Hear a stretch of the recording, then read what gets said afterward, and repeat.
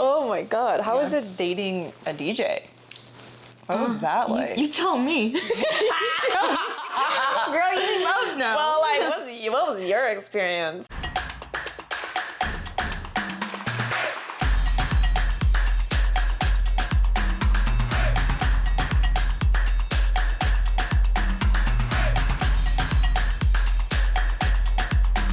Hey guys, welcome back to a brand new episode of Keeping It Juicy. I have one of my favorite people on the podcast today. It's probably, I would say, my closest friend in Austin. Aww. Miss Allie. I love you. Yes, clap for me.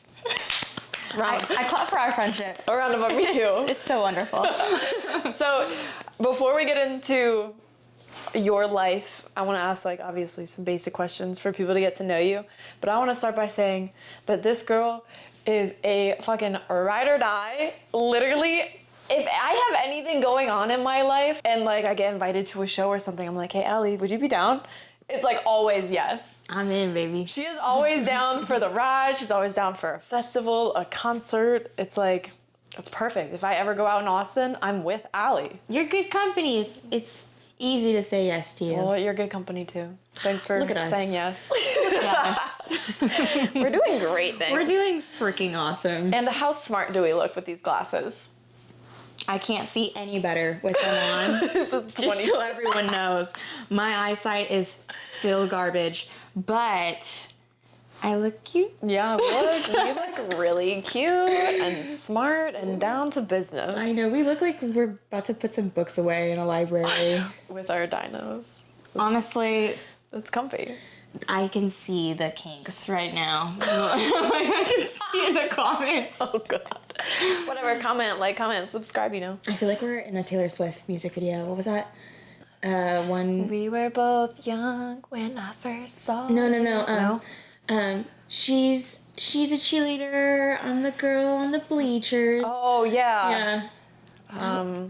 She's cheer captain and I'm on the bleachers singing about the day, da-na-na. But what you're looking for has been here the whole time. You can see that I'm the one who understands you. We're gonna get copyrighted. Yes. Okay. All right, let's start off. Okay. You were born and raised in Texas. Yes, Houston specifically. Houston, Texas, and you've lived here your whole life? No, I have not Okay. lived here my whole life. So I was born and raised in Houston, real Houston.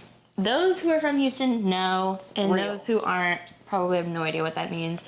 But real Houston, and then I went to school in Louisiana, LSU. Okay. I was there for like a year and a half, and I just think I'm not someone who enjoys school. I love to learn. I love to learn. Gotcha. Love it. I love doing research. I love, like, learning new things, expanding my mindset. But I just feel like a slave. Like, I feel like I'm in a prison when I'm in a classroom sometimes. I feel that. Yeah, so then I moved to Austin. Okay. And then left Austin, tried Dallas, came back to Austin, tried LA, and came back to Austin, and I've been here ever since. How long were you in LA for? 2 years. Okay. Damn, I didn't even know that. Yeah, no, it was before, obviously before we met, but Yeah. also before I even considered social media Gotcha. as a career option Yeah. for me. So when I see Allie, I think of like sweet Southern Belle. She used to have blonde hair. Like, I've always known her with blonde hair. Recently went dark. I did. What was the reason for going dark? There's multiple reasons. I, like anyone, get bored, you Yeah. know? And I've been blonde for, 10 years. So Yeah. I just, I feel like a little bit of change is nice and healthy. But also, my mortgage was really thankful. Because let me tell y'all, those highlights are expensive. Yeah, they really are. They put a little nice pretty dent in your pocket. You're sitting in that chair for 6 hours every month. My hair grows pretty fast. And that's 6 hours of your life Yeah. every month. And also, I mean, if you're getting someone good doing it, which, by the way, shout out to my hairstylist, Jessica. I love you. Yeah, You Jessica. are the most wonderful, beautiful angel. Please don't ever leave me. I need you. She's good at what she does, so it's not like the cheapest expense. It's not the most affordable thing. If you want something done right, you gotta pay the right price. I feel you. I was blonde for like all of 3 months. I think it was. Like before I was blonde for a long time, but then recently I was dark and then went blonde for a little. And I was just like, as soon as it was time for a touch up, I was like, I'm not doing this again. I can't. But I also saw like breakage already in my hair and I was like, that's another reason I wanted to change. The integrity of my hair is phenomenal. No, feel this shit. it's like It is. a baby's brand No new extensions, like this all mine. This all mine. She organic. Oh my god, that's hilarious. Okay, before you got into social media, which we'll get into, what were you doing? What was your like child life like growing up in Houston and after college? Like what happened? Yeah, man, that's a long story, but okay. That's like, I'm gonna try to paraphrase it best I can. Okay, so growing up in Houston, I had a fairly normal upbringing. My parents were split, which is fine. I have a very healthy relationship with my mom and my dad. How old were you when they split? Oh, a baby. I was 2. Oh, really? Oh, yeah. Jesus. So to be honest, I've never really seen them as like a couple. So I didn't have to mourn that, which some would say is good, some would say is not good. It's my life though. So anyways, so they were split, and I was very active in the church growing up. I still love my relationship with God, but I really had a just adoration for Jesus when I was growing up. I felt like he was just like this just pinnacle of family and guidance, and I guess I wanted that because my parents were split. So I just loved the church. I loved God because it just felt so like familial to me. I would go on missionary trips. I went to church camp. I got rewards for being like the most Christ-like. I'm serious. My mom's like not super religious. She was raised Catholic, but she's not super religious. But she thought it was pretty hilarious because she didn't push this on me. And so for like, some parents, they're like, you have to go to church. You have to. And then she's like, I don't really care, and I'm like, I'm gonna go to church camp and I'm gonna get rewards like every summer for being the best little Christian girl. She just thought that was hilarious. My mom wasn't super religious, but my grandma was, and we got. I don't think I've ever got. No, I didn't get my first communion. I got baptized. I didn't do nothing. You were Catholic? Christian. Yeah. Okay. And my grandma would force me and my sister to go to church camps. And it was like, we're going to go stay at grandma's for a week, and then we'd go to a church camp. And I got kicked out of church camp. We had different experiences. We had very different. Church camp. It wasn't that I was bad. I'm just very competitive when we were doing these relay races, and I was trying to win, and they were like, you need to calm down a little bit. And I was like, no, I'm winning this shit. And then we were doing a backwards crab walk, and there was a hole, and I broke 3 of my fingers. Oh my gosh. And it's really painful, And I was like, motherfucker, papa, like beep, beep, beep, beep, like just swearing. They kicked you out for that? Yeah, they're like, oh my God, you cannot be saying those words, like you need to go home. And I was like, I gotta go to the hospital, But that was my church camp. I'm sorry. That's okay. Huh. You live and you learn. I empathize with little baby Jamie breaking her fingers. That's not cool. I'd also be like, Jesus Christ, or God damn it, Don't use his name in vain. Don't use the Lord's name in vain, I know. But yeah, so that was my church experience. And then I went to school, and then I really liked music. Okay. So I was a promoter in high school. And I loved it because I was actually really good at it. That's a cool fun fact. It was really, really fun. I worked for this company called Scoremore, and they are also Texas-based. And I was kind of in charge of, I'd say, majority of the ticket sales that Scoremore shows, ticket sales for Scoremore shows, all the ticket sales that were made from high schoolers. Okay. Yeah, so I made a lot of friends from different high schools too, which was good because it's like I was able to always find something to do. Yeah. But at the same time, I feel like I was maybe a bit of a loner in high school because I didn't feel attached to like any specific group Okay. at my school. Because I was just having fun with my job and meeting kids from all over Houston. So that's what I did. I feel like that's even more exciting than just like having your small circle at a high school. Yeah, no, I definitely had a really fun time in high school. I don't think I peaked per se, but like... That's a good thing. I think it's good, yeah. I think it was a lot of fun though. Like I think at some points maybe I also might have lived a little bit of a double life in high school because I was still very much involved with Christian adjacent things. Okay. Like I was going to Young Life. I was a part of Future Christian Athletes. And I was a part of Best Buddies, which is not religious, but it's something I would say Jesus would be a part of. And I was also still going on to like the like missionary trips. Like we'd go and like help build churches in like underdeveloped towns in Texas. That's awesome. Yeah, but I was also like taking Molly on the weekends with graduated kids at raves and stuff, and like like crowd surfing at Borgor at 17. We're here for it. You know what I'm saying? Yeah. So a little bit of a double life. I feel like we would have been really good friends in high school. For sure. Because I was driving my little Saab convertible up to Milwaukee to go to raves in high school and being like, I was on stage with the squirt gun one time, just squirting people like. Oh yeah. It was the funnest. What was that? What were the foam parties back in the day? I've never been to one. Oh, I want to. I had the pleasure of dating a DJ at one point in my life, and there was maybe a handful of foam parties, but I'll never forget.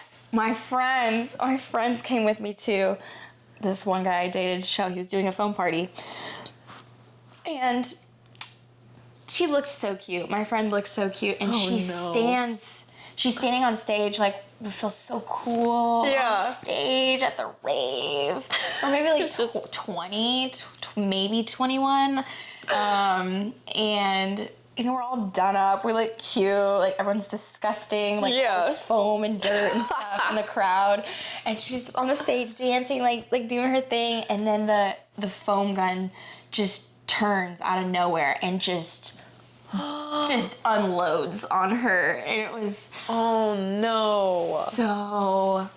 funny. I felt bad, but at the same time I was like, well, if it's gonna happen to you in any situation, this is probably the one place people won't look at you that weird. That's true. Yeah. Everyone has foam on it besides the people on stage. Yeah. It was hilarious. I wish I could go back and just record that moment because it was so funny. Oh my god. How is it dating a DJ? What was that like? You tell me. Girl, you love no. Well, like, what was your experience? I was quite young. Quite young, and at the time I didn't think he was young, but now looking back on it, he was young too. Mm-hmm. I don't know. I think it's fun.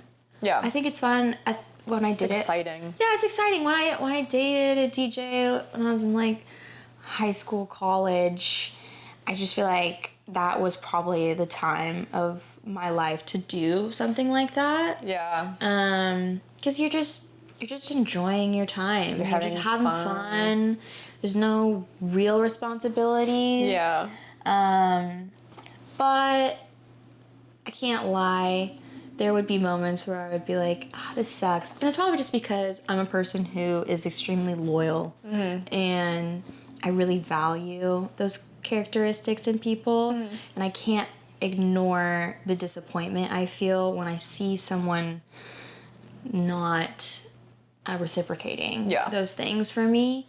And I'm not saying he's a bad person, because he's not. He's just a young guy who was In the limelight. and having the time of his life. But it's pretty confusing to decipher at such a young age. Definitely. So, but it was still fun. I met a lot of really cool people. I got to go to some really fun shows. Yeah. It was cool to watch him make music, and I find that really respectable. Yeah. I love people who are musically talented or inclined. So that's a huge attraction of mine, just someone who's musically talented. Like, I love to see that so much. Yeah. So I feel like if I dated a DJ during that time, it probably would have been a lot more fun. Yeah. Because when I was in high school, college, that's when I was like partying a lot. And when I dated a DJ, it was like 4 years ago, where I'm already like out of that party phase. So to go to shows, I was kind of like, I don't want to stay up till 4 a.m. Oh, yeah. And also, the guy I was dating didn't drink. So it's like, I guess I could drink, but then I'm like alone just on stage drinking my drinks, you know? And it's like, that wasn't really like the vibe. But I will say the best part was probably just traveling everywhere, because we would just travel. Yeah. And I would just go to different places. I visited so many different cities, and I was like, that was fun. Yeah. And I like that part. Yeah. And man, it is a lot of fun. Just that lifestyle is just so fast. Yeah. It is so fast, and it is also overstimulating. There's so many things all at the same time. People watching is just never ending. I mean, it's not. It never ends. It's Never. great. And it's also such a sign of the times kind of place. Like trends are always constantly morphing in that industry. So we went from raves being like people wearing like the furry things. Oh yeah, the like and leg warmer fluffies. the like the straps and all the candy. Yup. And now it's like black shades, black coat. Yeah, like techno stuff. baddies. Yeah, techno baddies. Yeah, so it's just interesting to watch all that from Very the true. sidelines. So back to you. Yes. Before getting into social media, what did you do for work? So I worked in music. I started out with Scoremore, and then I started working with After Dark here, and they're a booker. Okay. So I was on their marketing team, and I also helped them a little bit with like influencer branding. Okay. Like built their After Dark Angels team with a friend of mine, Jonathan, who still works closely with that company. And then I did a few other things in between. I worked at a radio station in LA. Cool. That was cool. I worked at Dash, and that was fun because I love media, and I love like journalism. It's what I studied in school. Okay. So I really like stuff like that. And then I realized I wasn't going to break a glass ceiling with the music industry. I just didn't see it happening for me. Not saying it's not possible. I just didn't see it happening for me. Gotcha. Maybe I just didn't want to. I don't want to try as hard as I could have. Yeah. But when I moved back here, I worked at a brokerage, Okay. a real estate brokerage, and I was a bottle girl at Concrete. So I did that, and I also was a PA for a guy who did seminars and like events for crypto, and he was severely autistic, so I had to basically plan out every step he took outside of his house. Oh gosh. That was seems pretty- so stressful. Honestly, it was fine. I really love a plan. I love an Okay. itinerary, especially because he was paying me pretty good money. He was Yeah. great with crypto, so he was paying me pretty good money.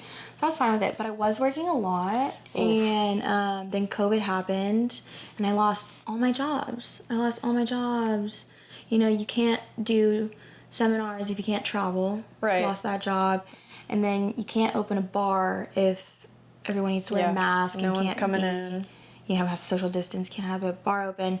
And then you can't be like working at a brokerage as an assistant or like a reception if no one's going to come into the office and Right. they need to like downsize expenses. So I lost everything. And then I met Sebi during COVID, and he was like, "Want to do a shoot?" I said yes. And then after the shoot, he said, you should try this as a living, and here we fucking are. So Good job, Sebi. I didn't know that story. Hell yeah. yeah. Bringing her fucking in. Yeah. Let's go. Yay. That's awesome. So on Instagram, you have a great number of followers. 420, blaze it. 420 blaze it. 420 blaze it. And like almost 300K on TikTok.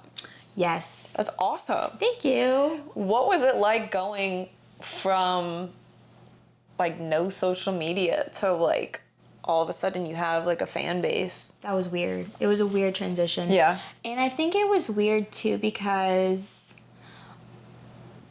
when it started, I never really saw it as like, oh, this is a reflection of me. I, from the jump, saw it like, this is a business, this is a brand.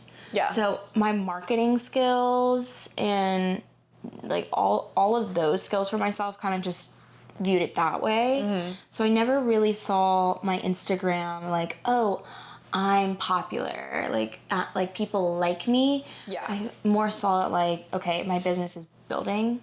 Yeah. Yeah, I'm generating traffic. Like that's good. Numbers are good because numbers translate to cash money, baby. Cash money. Cash money. So baby. it was weird, but I didn't start to feel uncomfortable until I started getting comments to where people felt like they knew me. Oh, yeah. You know? I hate those. I mean, I hate and love them.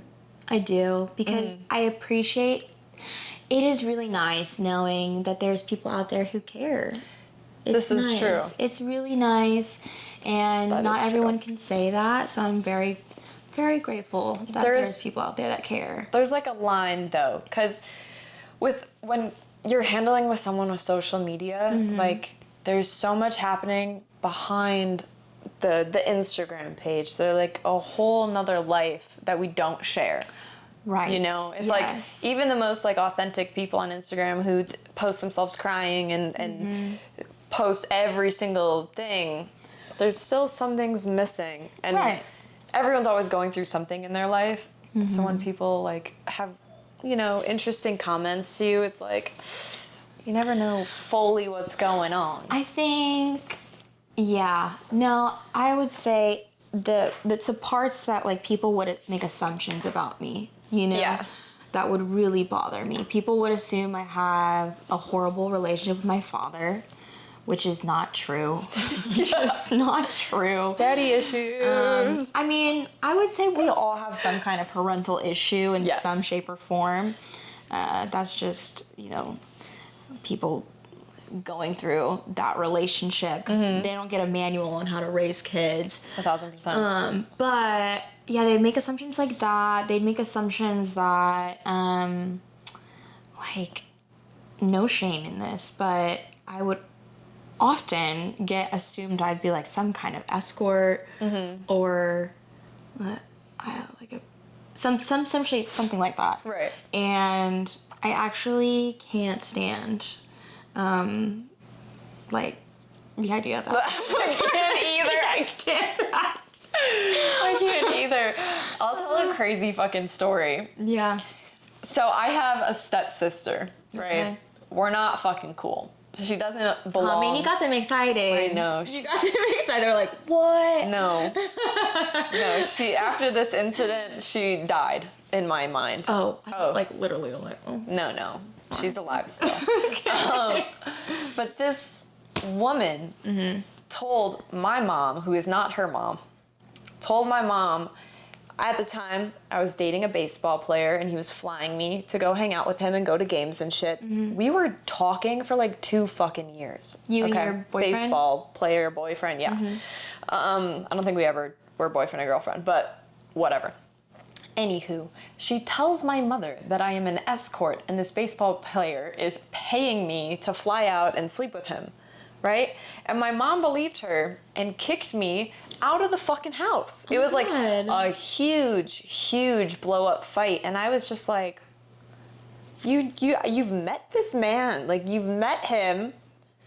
You know I'm going to these games. I'd say that's even worse because she knows you. That's what I'm saying. That's fucked up. It was bogus. And that was like a big reason. You smell that? What is it? It smells like jealous bitch. That's what that smells like. I know. I fucking know. It smells like jealous bitch. So yeah, that was a whole lie thing. And once my mom was like, that's definitely not true, she was like, yeah, fuck that bitch. I was like, exactly. Fuck that bitch. I'm so sorry. That's okay. You Also, live fuck and you- that bitch. Fuck that bitch. You live and you learn. She just wanted to get flown out. That's really what it was. She was like, ain't nobody bought me no fucking Chili's dinner. And she gets to go to a goddamn baseball game, loved watch going her to dude games. play. Was he great. flying you out first class or something? No. I mean, it doesn't The matter. row behind. I mean, I like that row. he bought you the flight? Yeah. That's so nice. I know. It's a gentleman thing to do. So sweet. It's sweet. We appreciate stuff like that. Yeah, we do. Yeah. Do you find it hard to stay authentic on social media? And have you ever been swayed to like change up Oh my gosh. yourself? All the time. Yeah. All the time. Oh, if someone says, no, it's so easy to be myself online, they're fucking lying. They're fucking lying. You're fucking lying. I mean, if you really like look at the activity of being on social media, like the actual, just look at someone who is scrolling through social Yes. media. They are absorbing so much material, but they're also at the same time simultaneously comparing themselves to every single thing they are looking at and absorbing the entire time. They're like, okay, how can I do this? Or Oh, can I don't have a do Lamborghini. this? Oh. Yeah, I don't know if I could do that. I'm like, oh, I can do that though. Like I can, you know? So you're constantly trying to like fit yourself into trends, but also it's so hard because it's like you want to fit yourself into trends, but you also want to stand out. And then you have to find a niche, and then your niche can't be too niche because it has to be relatable. It's so yeah, all the time. It's so hard to just be yourself. Yeah. And I wish it wasn't for me. I'd like to believe there's someone out there that doesn't struggle with that, but I just don't. I don't think I've ever met that person ever. Do you think social media messes with your mental health? 100%. 100%, dude. answer is Oh my yes. god, yes. Are you kidding me? This place is a fucking hellhole. Like, we're here and we've all agreed that we hate it here, actually. Yeah. It's like that bad where you have to take breaks off of it. Yes. Like, I need a day every single week to not open a single app because you're just getting so much information. Like, I try not to compare myself to people, but at the same time, your mind is a very powerful tool. It wanders. I'm like, damn, wait, I wish I could go on this trip. Or like, how's this bitch in a PJ, you know? Yeah. Or like, how is this going on? Like, you just compare. Like, she's my age and she has all that, and it's like, you need to stop I know. and like pause and be like, I'm exactly where I need to be in this moment. I'm gonna enjoy it. I can't, maybe one day, but right now I'm exactly where I need to be doing exactly what I need to be doing. I know. It like also, we've said this before. This is not brand new. Yeah. But you know, we always just show the highlights of our lives. Facts. And it's so easy to forget that when you're looking at someone else's Yes. Oh, yes. stuff. Yes. It's so easy to forget. This That's all we person do. is only showing us what they want to show us. Even the bad stuff. They're not showing you the really bad stuff. Right. They don't want to show you the really bad stuff, but they'll show you what's digestible. Yeah. You know? Like, normally I don't like going on social media and, like, I'm not gonna go on and cry. I'm not gonna go on and, like, complain about shit normally. After this whole house situation went down, I was making some stories. It's okay. And I was like, you guys aren't alone. My house is fucked up. Home insurance, you're a fucking crock of shit. I'd say all insurance is a crock. All of shit. insurance, my health insurance, fuck you guys. Fuck you guys. Like, I'm paying so much a month for what? They didn't cover a gosh darn penny. No. I hate it here. So I complained, but I got a lot of responses of people being like, sue him. And I'm like, oh. Oh man, people love to throw a lawsuit out in the comments. know. Like, They really do. at your favorite attorneys. It's so silly. But it is really true. Everyone on social media is just showing a highlight reel. Yeah. Yeah. Which, I mean, is nice in its own way because it really does encourage us to celebrate, you know, our, what do you call them? Achievements? Accolades? Oh, yeah. Okay. Is that what we call them? Accolades? Accolades. Yeah. Accolades. Thank you. Dude, Allie has like the biggest vocabulary ever. We were talking the other day and she said something and I had no idea what the word meant, but I just kept nodding my head because I could like think of a synonym and I'm like, yeah, and then I think it was like later I was like, what the fuck is that word? Like, what are you saying? I like to read, but yeah, I think it's good that we want to celebrate, you know, the achievements and the happy moments in life. I think I it's kind good. of just had like a light bulb idea in my head. Okay, And I'm listening. Where is it? What if you made a social media page that showed off all the bullshit? Like all of the like, Ah, that's funny. not the lowest lows. It's not my backup page. It's something. Bad. It's my bad page. It's like you spill coffee on yourself, take a photo. Like you spill your food or That's something. actually Someone great. gets your order wrong. It's like you guys aren't alone. I think I'm gonna do it. You should That's do so it. funny. Yeah. That's a good idea. That is good. This is a hate page. Yeah. You're not gonna see any highlights. This is all the bullshit that I Yes. deal with. we are here to complain. Yep. That's about it. That's about fucking it. So with social media and all the bullshit that comes with it, how do you maintain a healthy mindset with it? And what are some like self-care tips that you do for yourself? She in the crack on the couch. Okay, I'm listening. One more time. Social media. How do you maintain like a healthy mindset with it since it is like your career? And do you have any tips for self-care when it comes to social media, or like on and off social media? Okay. One. Okay, for me personally, because I don't think it's a one size fits all Yeah. kind of approach. Other people are way more invested than others. I am nowhere near as invested as you are. So the requirements for me are much more lenient than I would. I'm making an assumption here, but I would assume you have to be pretty strict with like your self-care, like with your relationship around all this. Yeah. Because you consume and you do so much more than I do. Like I respect you for it. Thank you. Yeah, of course. So for me, it's just not as much as what I was assuming for you is, but I would say just making sure to have moments that you don't document and you just be present for. And also really practice looking at life not from a social media lens. People are more than just what you see. Not everything is what it seems. And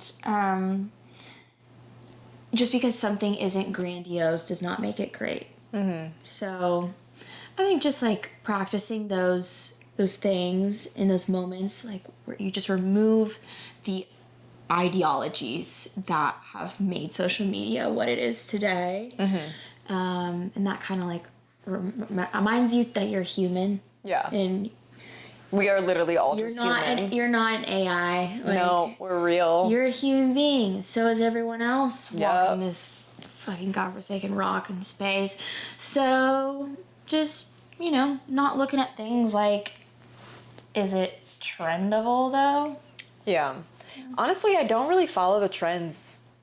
No? No, I kind of just stick to whatever the F I've been doing and like go with it. You could say though, what you are doing was once a trend. This is, yeah, probably. I could see that. Yeah. Yeah, You just found ones that you like to stick to. true. Yeah, like doing like the TikTok dances, I can't do it. I can do it. I shouldn't though. Why shouldn't you? You're actually a great dancer. Thank you. I'm really bad at TikTok dancing though. It takes a skill, I I'm think. so bad at TikTok dancing. It feels like weird Gen Z interpretive dancing. Yeah.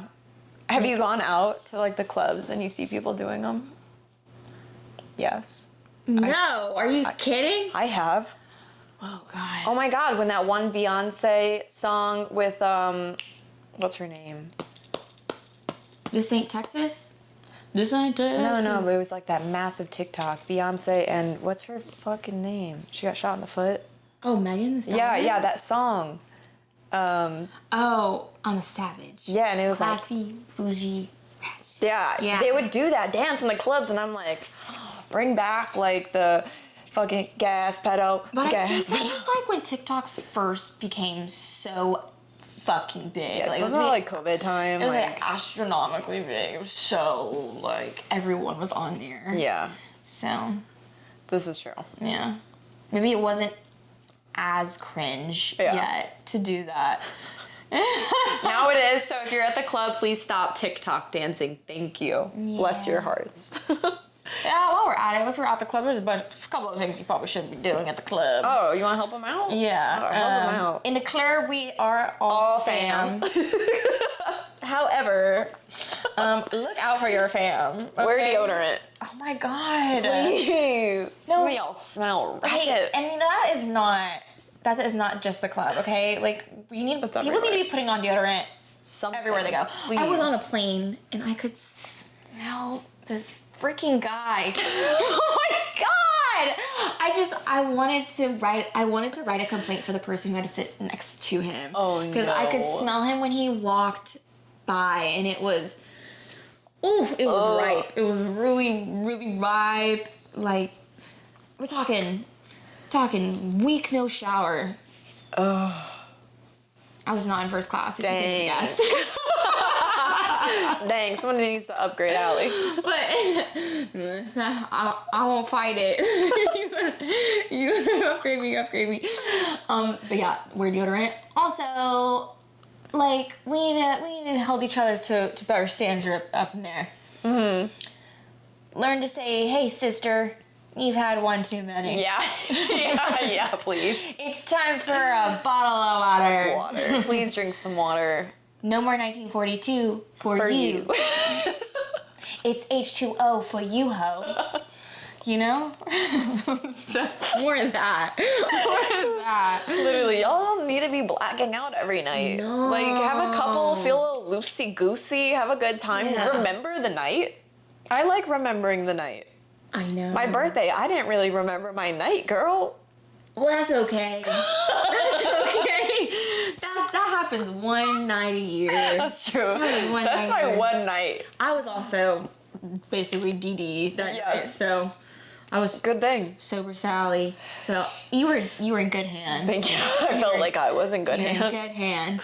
Not a care was in my mind. I was like, I know I'm making it home safe tonight. I don't know how all these shots appeared. Also didn't eat that The only much. important thing you had to do was have fun. That's true. That's all you had to worry about. That I did. Shout out you everyone did. who was there. I was throwing up in the shower like all night. Oh my god.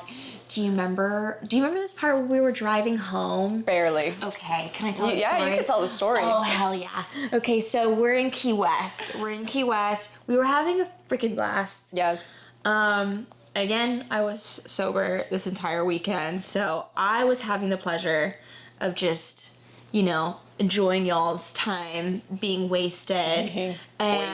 And, just being of any help I could be if you guys need it. But anyways, we're in Key West, and we're on the way home.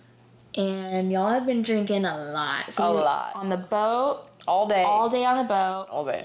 And then all night on, what's it called? Duval Street. Yeah, I had a couple bites of a lobster roll and some key lime pie. Very nutritious. Very nutritious. Or not at all. Anyways, so we're on the way home after all this drinking that they've done, and we have to pile into this little Uber, and Jamie is next to me. I'm next to the door. We're in the back seat, and we're just squished back there. It's fine. Jamie, she goes, I'm like, oh, sweet baby. I'm like, oh, you got the hiccups. I'm like, are you okay? Do you need some water? And you're just like, no. And I'm just like, okay. And then I hear, and you literally go, and I go, oh no.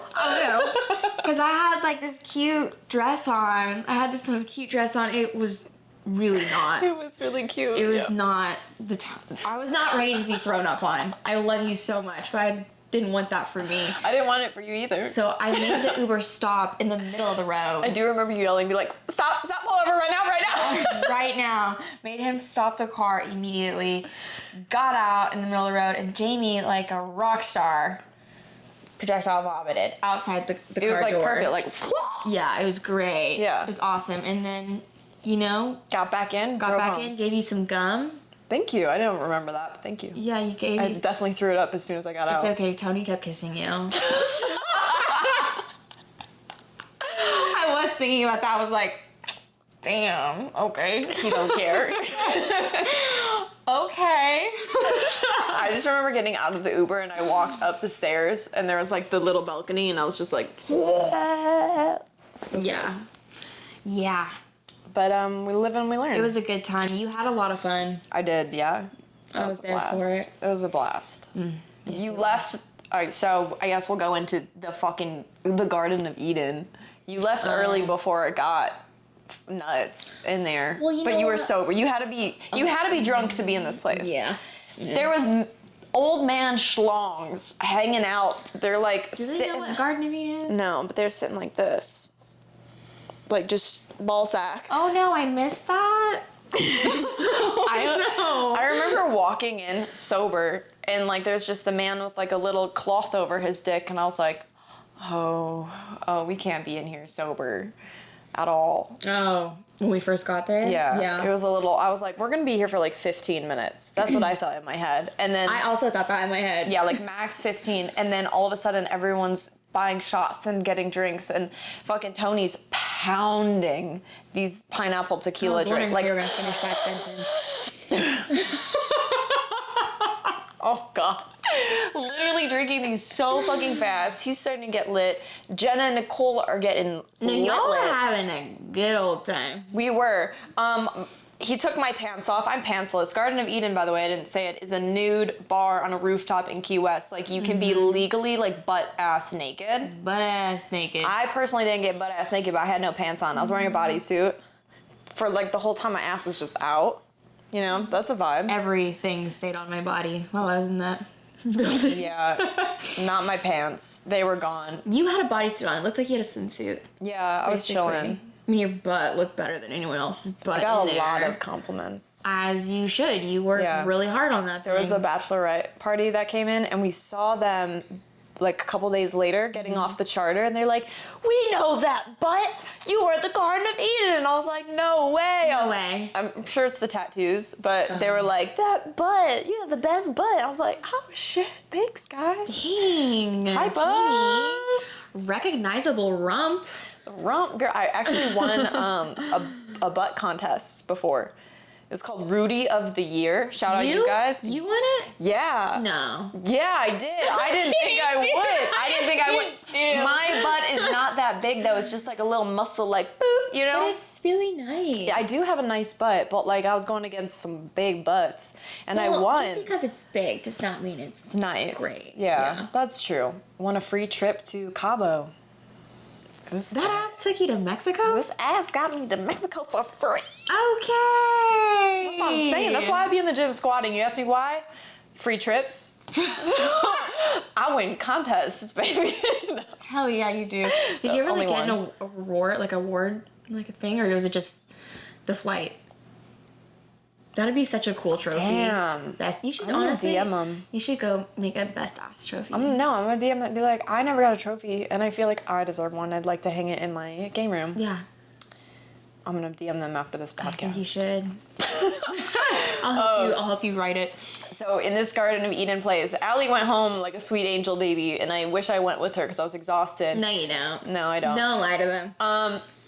My- She was having a great time. I was having a great time. I was dancing fun. my ass off. And it started raining, and we are on this rooftop. Jenna and Nicole are titties out at this point, like topless, shimmying it up, taking shots. It was the dopest thing I've ever seen. We're all dancing, and then it starts raining, and I feel like I'm in Step Up. And we're all just like, yeah. And the music is so fucking bad because it's like for 6-year-olds, but we were like living our best lives. And then at one point, Jenna got butt ass fucking naked, and Jenna has a massive ass. butt naked. Butt naked. Gosh. Coochie was out. She was in the splits, in the rain, on the ground, twerking, and the ass is just whoosh, whoosh, whoosh. And we She were does like, have a really big butt. yeah, we were like, God damn. And all the old men in there were like, and I'm surprised no one had a heart attack. Honestly, yeah, me too. There That was thing some was- geriatric motherfuckers that have been there. They got the show of their lifetimes. I couldn't do it. I don't after blame you. A certain amount of time. Yeah, I don't blame like you you. said, I thought we were gonna be there for 15 minutes. I was just curious. And then after the second hour, I realized y'all were committed. we got place. fucked up. Y'all- Colton was having the best night Y'all of got his married life. to that joint that night, and I was like, you know what? I think I would rather be in a committed relationship with my bed. I feel that. Oh But god. it sounds like y'all had a very eventful night. We did. Yeah. It was a great time. Speaking of committed relationships, are you in one? I am in one. This is my second guest who is in a relationship. Everybody. She's found love in a hopeless place. We found love in a hopeless place. Da-da-da. We found love in a Chili's. Oh, really? You met in Chili's? We didn't meet in a Chili's. I know where you We went met. on a date in Chili's. You got that free chips? We got and that salsa? triple dipper. You know what I Oh, she got that triple dipper what onion I bloom. You know, we got that. What do they call the Patron, the Boss Margarita? Oh, It's like that's their- fucking great. We got that triple dipper. we got that triple dipper. Oh god, you're funny. How was that? How was that life? How was being in a relationship? Yeah, Have you? I've never been in one.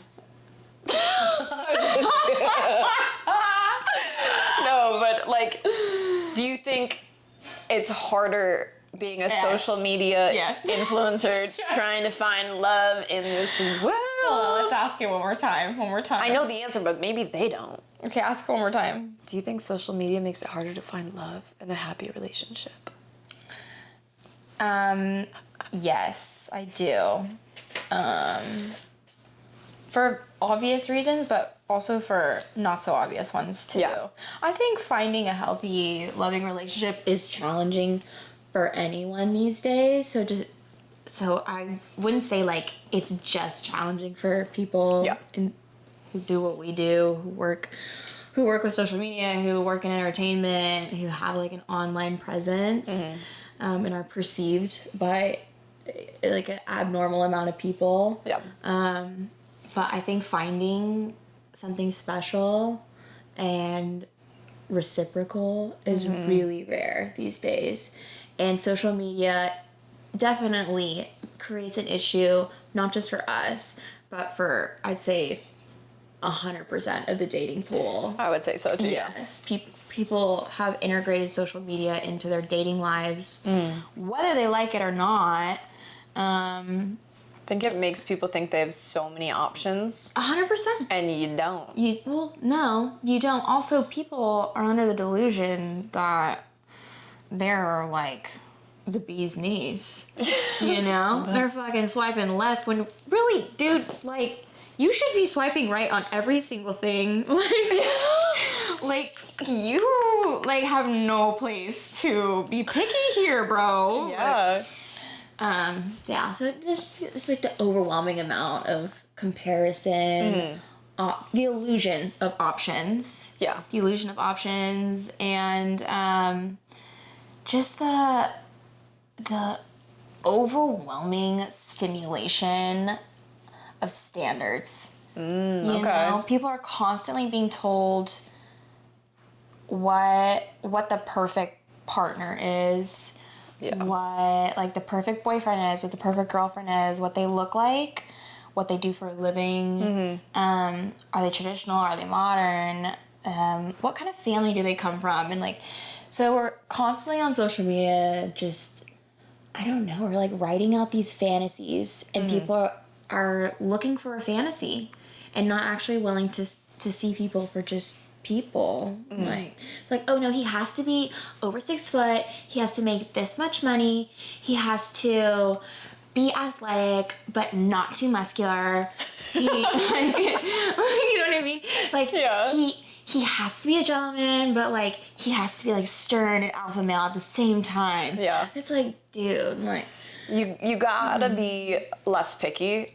Yeah. And it's like, is this man making you laugh and smile and treating you like a fucking queen and treating you how you deserve to be treated? We talked about it earlier. Like, looks fade. They do. Like, this super athletic buff man is gonna we'll always be hot. We're always gonna be the. But for the rest of hottest. y'all, these titties ain't going for nowhere. the rest of y'all, good luck. Yeah, for you men, your hair's gonna get gray. You might get bald. That dick will stop working. Like our pussies are gonna stay wet. Oh my god! I let you go too long. I went straight to dick and balls. You should have cut me off. Pussy. Sorry. My bad. Jamie, all roads lead to dick, balls, and pussy. No, they do not. When you let her talk for long enough, it's just dick, balls, pussy. Asshole. Oh, fuck. It's okay, love it. Love it. So you're in a relationship now, happy and amazing. But were you ever in a toxic relationship? Fuck yeah. Well, you know what? No. I'm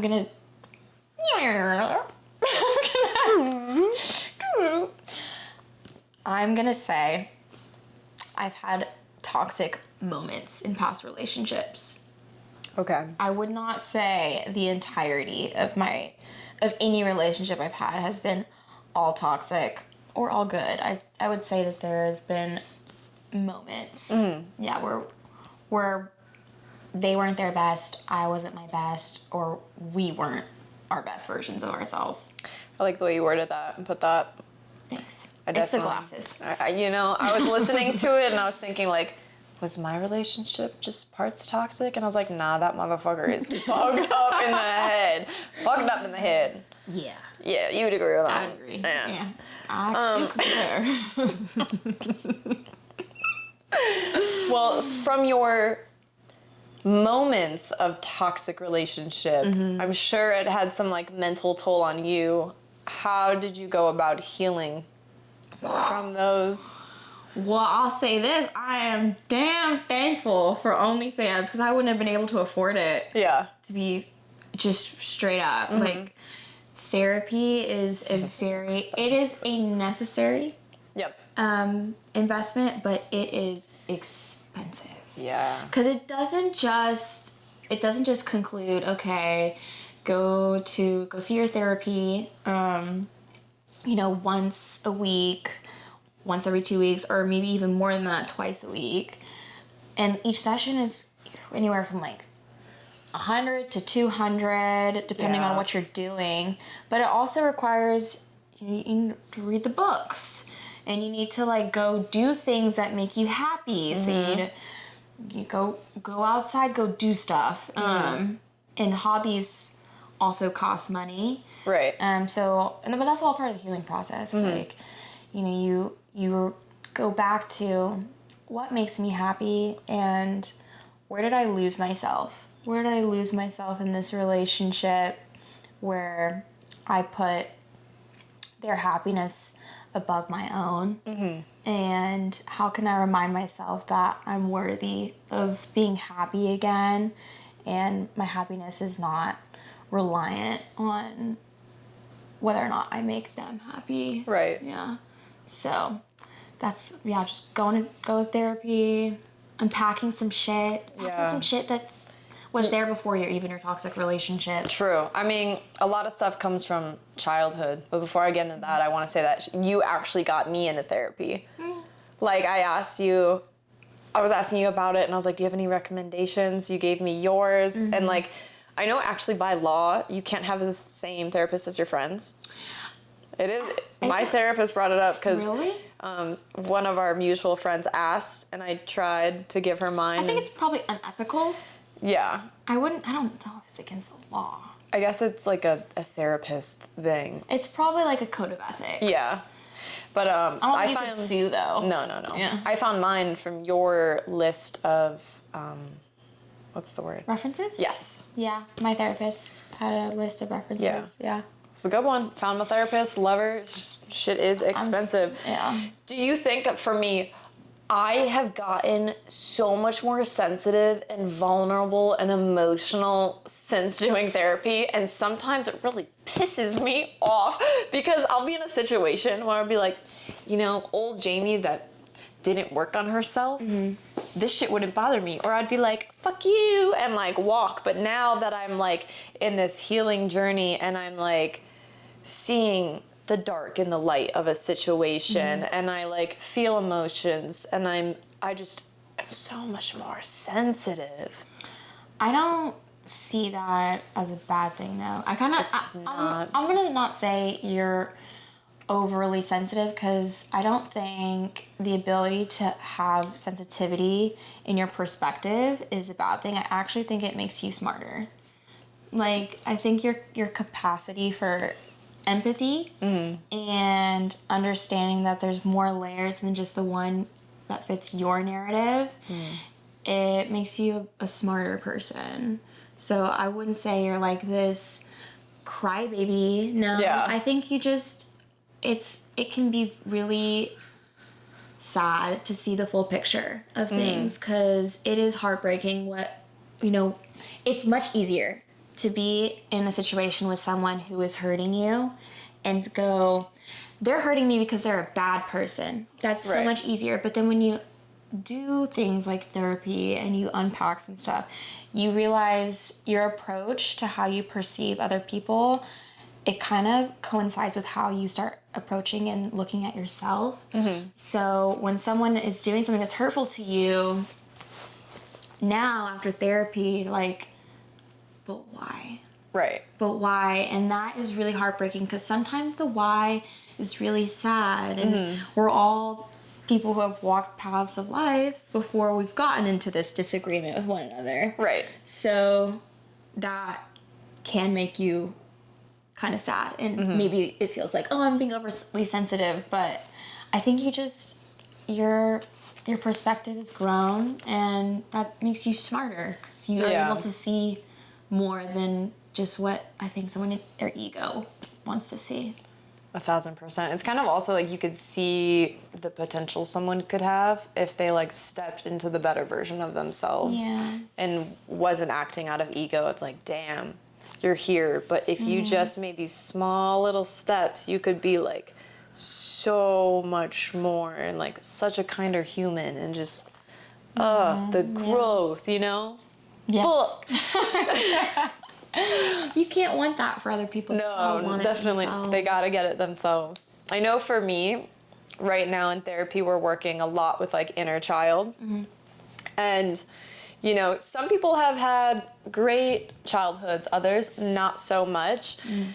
But your inner child wounds, even if you had a great childhood, it could be like your parents being like, don't cry, don't be a baby. Like that could be a trigger for how you act in a relationship. Other people, could have been sexually assaulted or neglected as a kid. Like, all of these things create these wounds that come into play when you're an adult, and especially in a relationship when you're looking for love and that like unconditional love from people. And for me, my parents were amazing, don't get me wrong, love them, but at points I definitely didn't get the like love that I needed. And so now in relationships, I'm just constantly looking for this like unconditional love from other people when I have to be like, hold on, I need to give it to myself first. I totally relate to you on this. I also do this thing that so many people do. We look at our experience as kids, mostly with our parents, and if we don't like it, then we try to rewrite that story with our future partners. So like, if you feel like you were abandoned by your parents, then you look for partners who are so 100% reassuring you that they're not going to abandon you. Because, or this is bad, and a lot of people do this, I do this, you look for partners who you have to prove you're worthy of not abandoning. Yeah, please pick me. Yes. Please choose me. Yeah, I do that too. Yeah. It's so fucking annoying. It's really fucked up because it's like, why do we do that to ourselves? Why do I need to prove my worth to someone? You should see it. You should see Well, it. like, also, it's just kind of like self-torturous. It because is. we end up picking people who have told us in so many different ways that they're gonna abandon us. It's like straight up like, no, I don't want to be Like, I don't exclusive choose with you. you. I don't want Yeah, I this. don't choose And we're you. like, he's just having a hard time. maybe if I just do 10 more sets of glute workouts, he'll pick me. Or like maybe if I like Clean his change room. change this about myself, change this about my life, like they'll pick me. Yeah. And that's sad because They're not going to. no. And it also just looks bad, and then you lose sight Not of until who you you walk are. away. Then all of a sudden it's like, wait, Literally. I didn't know what I had. Literally. And at that Sometimes point you're like, I've already over this. Sometimes you really do have to truly let go and walk away, and they might not realize it soon, but they'll come back around maybe a couple months, maybe a year later, and being like, fuck, that girl wanted to give me the world, and I was in my ego and just wanted to fuel the ego and have other people or have being like a playboy, you know? I think Or just not ready to settle. Yeah, A lot of people are scared to settle. that is what social media has done to dating. Like everyone's just constantly worried that they're settling, and that's so fucked up because it's like, if you're so worried about it, do you ever take a moment to be appreciative of like what you actually even have? Yeah. Like if you're like, oh, but like I saw this online and like they look really happy and like, oh, God, I wish I had that. And it's like, yeah, but are you taking any moment to appreciate the moments you are having right now? Literally. Or are you just focusing on what else is out there, you know? I think social media also makes it seem like people have better options out there because maybe they're seeing someone with the better body or more money or flashier objects, and it's so like materialistic. And it's like if you have someone in front of you that's like, hey, I'm here, I care about you and I'm gonna love you and I appreciate you for you, and like you take that for granted, it's like, please let them go because you're not ready to give them what they want. That's not fair for that person. Well, not only that, but if someone wants to give you like all of them and then the other person is just looking for something only beneficial to them, that's a very transactional way of looking at a relationship, and the other person is like, I want a like counterpart, and then the other person who's transactional is like, I want an accessory. Yeah. So or how can this benefit me? Yes, exactly. I don't want any real responsibility for that person's well-being. Play your role, and I'll play mine. Yeah. And that works for some people. I'm not one of those people, but that really does work for some people. It does. That don't work for me at all. More power to the people that it can work for, though. More power to you, because honestly, I have so much. That sprinkle lady, I love her. Whenever I'm like, feel really not in my bad bitch aura. I'll go watch a couple of Sprinkle Sprinkle videos. Wait, I don't know what's Sprinkle Sprinkle Lady. I've told you about Sprinkle Sprinkle Lady. I've told you about. You didn't do your homework. You didn't do your freaking homework. Fuck, I'm in trouble. I'm gonna take my glasses off. Fail. I'm just kidding. She is this lady. I don't really know much about her because I start watching until I'm like, oh, okay, I've seen enough. I would say she is probably okay. She's the female version of how women see Andrew Tate. Oh, okay. Yeah, like, it's like, it's very, men have been putting themselves first this whole time, so it's time for us, you put yourself first. Yeah.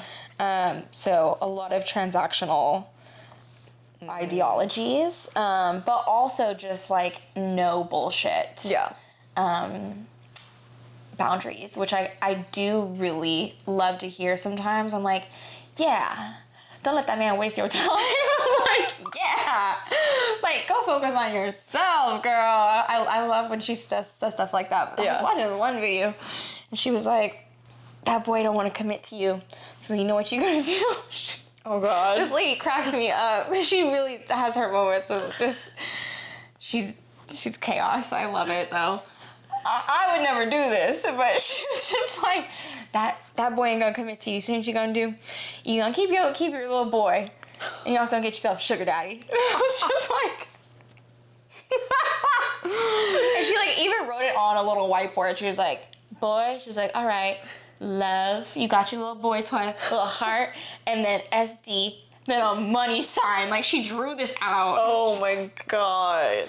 It's funny. I'll show it to you later. Jesus Christ, that's pretty funny. You do need to watch this. I will watch Lady. Sprinkle Sprinkle Lady. If anything, for just pure Yeah, entertainment. girls, if you need some sprinkles in your life, Sprinkle Sprinkle. Is that her name on social media? I don't know. I just know her as Sprinkle Sprinkle Lady.